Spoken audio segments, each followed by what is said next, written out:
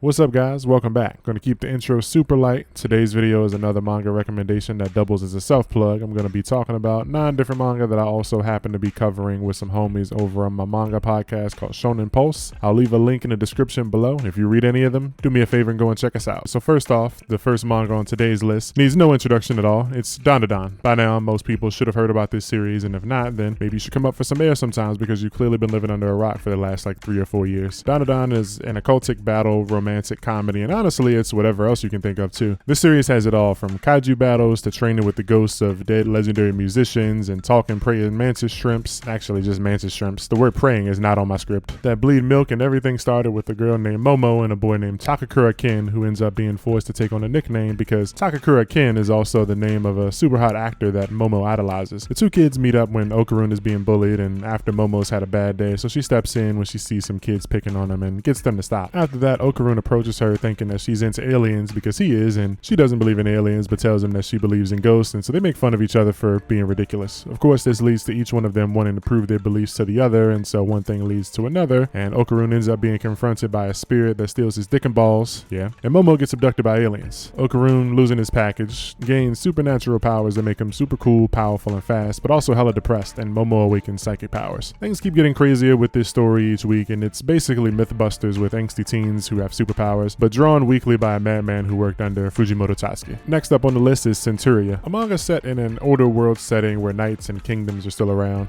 The main character is Julian, and the story kind of starts off with him as a slave on a ship along with 100 other slaves. He manages to sneak himself on board of this ship, and the captain and the crew are steering it towards dangerous waters to avoid being spotted. Legend says there's a monster in the sea that sweeps up and crushes ships, so nobody ventures out into the area that they're heading towards, but more on that later on. Julian befriends a pregnant woman on the ship after she's nice to him and gives him some of her food, which is a big deal because with him sneaking on board this ship, everyone basically turns on him because they only brought enough food and supplies for the 100 slaves and crewmates. Julian and Mira, the woman, both bond over their conversations about motherhood and stuff, since Julian didn't expect to see such a kind mother after revealing that his own mother sold him into slavery, and he tells her he hopes to find work and make a better life for himself when they land. Of course, there has to be some conflict, and so when the ship does end up seemingly being pulled into the area of the sea that's cursed, the crew decides to lighten the load, and to do that they decide to kill off all the crewmates until only Julian and Mira are left. This is when the biggest twist happens and a monster appears, and it offers power in exchange for 2 things. One of the conditions have already been met, which is to offer 100 souls. The other is to sacrifice a true love. Julian prepares to sacrifice himself for Mira and her daughter, but Mira lost a son in the same way before and couldn't stand to watch another that she had saw his family lose their life for her. So she cuts out her baby, like I said she was pregnant, and names her daughter Diane and gives her to Julian before offering herself up. With the conditions met, Julian is bestowed powers granting him the strength, speed, and reflexes of 100 people, making him stronger than ever and enabling him to destroy the crew that had just wiped out all the slaves. That's the gist of chapter 1, and the story isn't very far along. Much more happens after this though. Julian is blessed with some sort of sea god power, and people are hunting after him and his new sister's head. There's this freaky prophecy and a lot of cool looking assailants and even more monsters. The manga also happens to be by another of Fujimoto Tatsuki's former assistants. Third manga up today is Chainsaw Man, another one that doesn't need much introduction. Denji, the main character, has had a shitty life. His dad died with crazy debt, leaving it to his son, who now works for the people his dad owed monies to, and he repays that with his body, risking his life killing devils. The universe is monsters that are based on different things that people fear. There's all sorts of devils like the Bat Devil and the War Devil. Thankfully, Denji befriends a cute little dog that happens to be the Chainsaw Devil, which seemingly unlimited power. And after a dicey afternoon, he dies, and Chainsaw Dog Pachita fuses with his heart, giving Denji a new life and enabling him to use the chainsaw powers for his own to rip his enemies to shreds. Denji is a horny idiot who had a rough life, never knowing what the finer things in life are like, so he's easily manipulated and tugged along to do whatever people want him to do, so they just feed him or promise him a good time, and he's in there. There's a lot more to say, I swear, but honestly, you should know what this story is about. It's 2025. If you haven't read or watched Chainsaw Man at this point, you're kind of tripping. Gachiakuta, or Gachiakuta, depending on who you ask, is one of the hottest new manga out right now. Very soon, this one will be taken off to brand new heights with an anime by Studio Bones in the works. I would be very surprised if you somehow never hear of this series in 2025. The story follows a boy named Rudo who is at the bottom of the totem pole where he lives. People throw things away when they're broken and look down on people who collect or try to fix things that they deem to be useless garbage. Rudo is one of those people that is looked down upon, and he is able to appreciate things that people toss out. Long story short, Rudo gets framed for a murder he didn't commit though, and he's sentenced to death, and the way they handle the execution in this world is by dropping people into an abyss. You see, the city that Rudo lives in is floating in the sky, and you can't see anything below, just pitch blackness, and everyone just dumps their waste and criminals into this abyss. Rudo is dropped to where all the trash harshest sentence and swears that he'll get revenge on the people in the city, and he should have died from the fall, but this fall leads to him discovering that the world is much larger than he ever could have imagined. There's an entire world underneath the city, and all of the garbage is landed here, and there's people that live down here in towns making a living and making use of everything they have. Some people worship the trash that falls down, and others want to understand the mysteries of the sky, because no one besides Rudo has been up there, so he's kind of a big deal down here on the ground. He also has these freaky gloves that gives him the power to transform objects into more powerful versions of themselves and use them as weapons, which he will need to fight off people that would stand in his way or monsters that were born from negative souls mixed in with the garbage tossed into the abyss. I'm definitely underselling the hell out of this series for now, but you'll see for yourself soon how great this story is, and it's definitely one of my favorite ongoing reads. Next up is Galaxias. It's a shorter series. It's very new and follows a girl named Gio. She wants to leave the island that she lives on, but her dad won't let her, and he hates adventurers. Gio meets an odd fellow with amnesia who wants to go on an adventure too, but since she's not allowed to leave the crib, he kind of sets off on his own. She does give him the name Narade since he doesn't know his own name. Like I said, he's got amnesia. Fast forward a bit, and this fancy asshole dragon knight guy comes to her island and beats up her dad and wants to kill her too, because apparently her dad isn't her real dad. Her real dad was this super legendary adventurer dude that we're told about, and we're told that he killed the king, and he's a wanted man along with,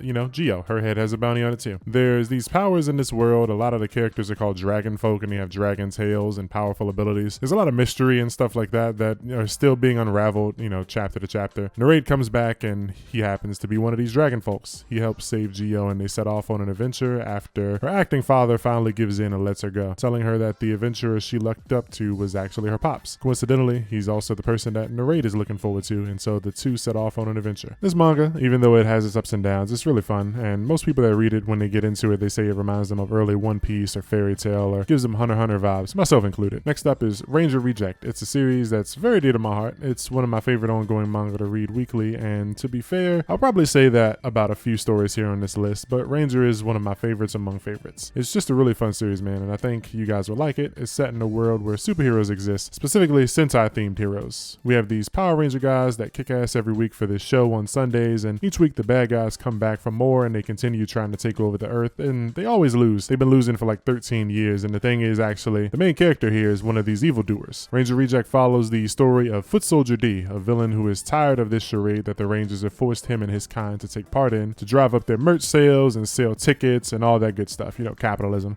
for their shows and their entertainment, and he decides it's really time to take down the Rangers. Armed with his pride and immortal body, though weak enough to be crumbled into dust when bumped into, D, who is capable of shape-shifting, transforms into a human disguise and infiltrates the Rangers to take their exams in hopes of one day getting close enough to eliminate them all. What definitely sounds like a silly premise and has its goofy moments quickly spirals into some super deep shit, as a lot of things are revealed to the readers and characters that show how much this world isn't what it seems. Everything isn't all black and white, and D learns this firsthand for himself as he learns how to work with others who hate his kind, because even though the Sunday battles are fake, there are actual evil villains from D's species that have hurt and killed many people, so he has to maneuver his way and outsmart his enemies, all while keeping up his human disguise around people that absolutely want him dead so that he can have his revenge. There's a lot more to it, but this is my very short, in my head, but probably long, out loud summary. Please go and check it out if you haven't already. It's one of my favorite segments on the podcast too. The next title I'll talk about is Ichi the Witch, and honestly this manga is very new, but it's like lightning in a bottle. That, along with the final manga on this list, are probably going to be very important to the success of Weekly Shonen Jump in the next few years. This manga is special. First off, it's by Osamu Nishi, the author behind Welcome to Demon School of Rumakun, which is just one of my favorite manga of all time, and that manga is still ongoing too. The art is being handled by Shiro Usazaki. You might recognize this name if you read the Act Age manga. They got canceled because the author was a widow, but now the artist is back, and for the first time ever, we have a female duo of author-artists in Weekly Shonen Jump, and they're delivering a real feast. The story follows a young boy named Ichi in a world where magic exists, but only women have the aptitude for it, and so he's honed his skills in the way of hunting. After being abandoned as a child, Ichi taught himself how to survive in the wilderness, and he finds a creature called a magic that's been lying in his woods. Ichi doesn't just attack things, he has his own code that he sticks to, death for death. If an animal or person or whatever tries to take the life of another, he'll activate and go on to kill, but this magic has not shown any malice since being discovered by Ichi. Turns out this magic is a very big deal though, and its name is Ororo, the King Magic, and has evaded the world's magic police for years, the Mancinel Witches Association. But today they found him, and a battle takes place with Ororo facing off against the association's strongest witch, Discaris. In this series, you can't just defeat the enemy with sheer force. Each magic has its own trial that must be completed in order to defeat it, and Ororo's was tricky in the way that it cannot be defeated by women. Of course, this makes him especially tough because only women can use magic and be able to fight him in the first place. But that's where our boy Ichi comes in. Finally having death for death triggered, he attacks Ororo and defeats him, taking his power for himself and becoming the first male witch in the world that we know of, and